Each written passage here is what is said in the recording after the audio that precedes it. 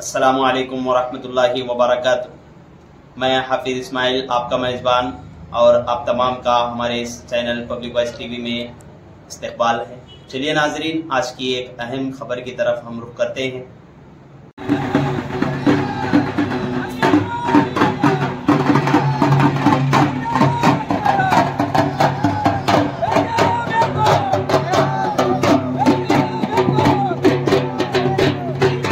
वीर कन्नड़ीगरा सेना चिंचोली की जानिब से निकाली गई एहतजाजी रैली।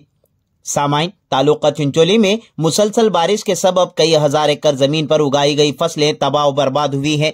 चिंचोली के आवाम का मानना है कि हर साल के मुकाबले इस साल फसलों को ज्यादा नुकसान पहुंचा है। चिंचोली के बाज़ इलाकों में ये उम्मीद भी लगाना बेकार है कि अब कोई खरीफ की फसलें भी बच पाएंगी। इन्हीं हालात को देखते हुए वीर कन्नड़ीगरा सेना ने किसानों के मफाद में आवाज बुलंद की और कहा कि हर किसान को फी एकड़ 20,000 रुपए मुआवजे के तौर पर अतिया करे। तालुका सदर गोपाल चंद्रप्पा ने खिताब करते हुए कहा कि कलबुर्गी जिला में खासतौर पर चिंचोली तालुके में बहुत ज्यादा बारिश हुई है, जिसकी वजह से किसान परेशानी का शिकार है। आपने मजीद कहा कि किसानों ने कर्ज पर बीज और खाद खरीद कर काश्त की थी, लेकिन अब सूरत हाल ये है कि मूंग, उड़द, तुअर जैसी खरीफ की फसलें नाकारा हो चुकी हैं। लिहाजा हम हुकूमत से मुतालबा करते हैं कि फी एकड़ 20,000 रुपए किसानों को मुआवजे के तौर पर अतिया करें। आखिर में सुबन्ना जमखंडी तहसीलदार चिंचोली को वीर कन्नड़ीगरा सेना की जानिब से मेमोरेंडम सौंपा गया। मारुति गंजगेरी ने भी तफसीली गुफ्तगू फरमाई। इस मौके पर विठल कुसाले, सचिन, उमेश सिंगे, राजू महेश, सतीश कित्तूर, लोहित, लाडले साहब के अलावा दिगर अहबाब मौजूद थे।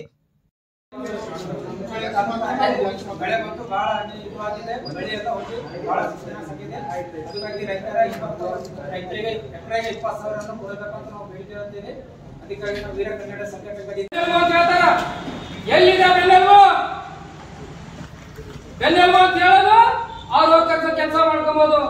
ಅದೇ ರೈತರು ಇವತ್ತು ಬಹಳ ಕಷ್ಟದಾಗಿದ್ದಾನ। ಆ ರೈತರಿಗೆ ಕೊಡ್ತಕ್ಕಂತ ಯಾವ ಇವತ್ತು ಅವ್ರಿಗೆ ಸೌಕರ್ಯ, ಮೂಲ ಸೌಕರ್ಯ ಏನು ಸಿಗ್ತಾ ಇಲ್ಲ।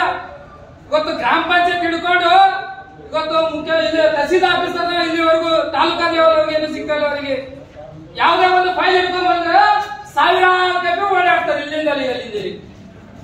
ಯಾಕೆ ಅವ್ರಿಗೆ ಯಾರು ಒಬ್ರು ಫೈಲ್ ಒಂದು ಯಾವ ಕೆಲಸ ಮಾಡ್ಕೊಡಲ್ಲ, ಇವರು ಮಾಡಿಕೊಡ್ಲೇಬೇಕು। ಬಹಳ ಹಾಳಾಗಿದೆ। ರೈತರು ಗೊಬ್ಬರು ಮತ್ತು ಕುಂಟಿ ಹೊಡೆದು ಬಹಳ ಸಾಲ ಮಾಡ್ಕೊಂಡು ಬಂದು ಆ ಸಾಲದ ರೊಕ್ಕ ಬಿ ಇದು ಮಾಡಿಲ್ಲ, ಸಾಲ ರೊಕ್ಕ ಬಿ ತೀರ್ಸಕ್ಕಾಗಿಲ್ಲ। ಅವೆಲ್ಲ ಪಾಪಡ್ ಆಗ್ಯಾವ ಪೂರ, ಅವು ಏನ್ ಕೆಲಸ ಬರಲ್ಲ। ಅವ್ ಮಳಿ ಬಂದ್ ಪೂರ ಅಲ್ಲೇ ಕೊಳ್ತೋಗ್ಯಾವ। ರೈತರು ಬಹಳ ಕಂಗಲ್ ಆಗ್ಯಾರ। ಒಬ್ಬೊಬ್ಬರು ಉರುಳಾಕೊಂಡ್ ಸತ್ತಾರ, ಒಬ್ಬೊಬ್ಬರು ಉರುಳಾಕೊಂಡ್ ಸತ್ತಾರ। ಮತ್ತ ಅವ್ರಿಗೆ ಸರ್ಕಾರ ಕಡೆಯಿಂದ ಎಕರೆಗ ಒಂದ್ 25,000 ರೂಪಾಯಿ ಕೊಡ್ಬೇಕಂತ ಹೇಳಿ ಅವ್ರಿಗೆ ಇನ್ಸೂರೆನ್ಸ್ ಯಾರಿಗೂ ಇನ್ನ ಮುಟ್ಟಿಲ್ಲ।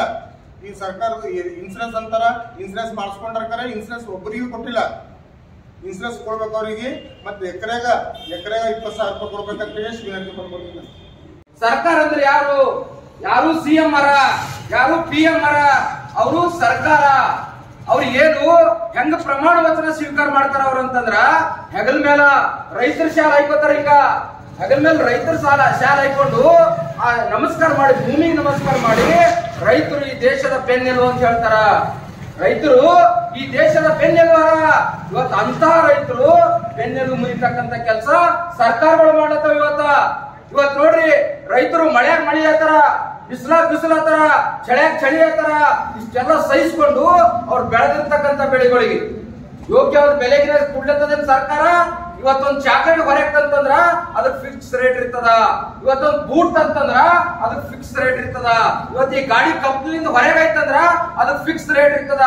ಅದು ರೈತರು ಬೆಳೆದಿರ್ತಕ್ಕಂಥ ಬೆಳೆಗಳಿಗೆ ಇವತ್ತ ಏನು ಫಿಕ್ಸ್ ರೇಟ್ ಇಲ್ಲ। ಅವರು ಬೆಳೆ ಹಾನಿ ಆಯ್ತು, ಮಳಿ ಬಂದು ಬೆಳೆ ಹಾನಿ ಆಯ್ತು ಅಂತಂದ್ರ ಪ್ರತಿ ಎಕರೆಗ ಇಂತಿಷ್ಟು, ಪ್ರತಿ ಎಕರೆಗ ಪ್ರತಿ ಕ್ವಿಂಟಲ್ ಇಂತಿಷ್ಟು ಅಂತ ಬೆಳೆಗಿನ ನಿಗದಿಗಿನ ರೇಟ್ ಮಾಡಿದ್ರು ಇಲ್ಲ।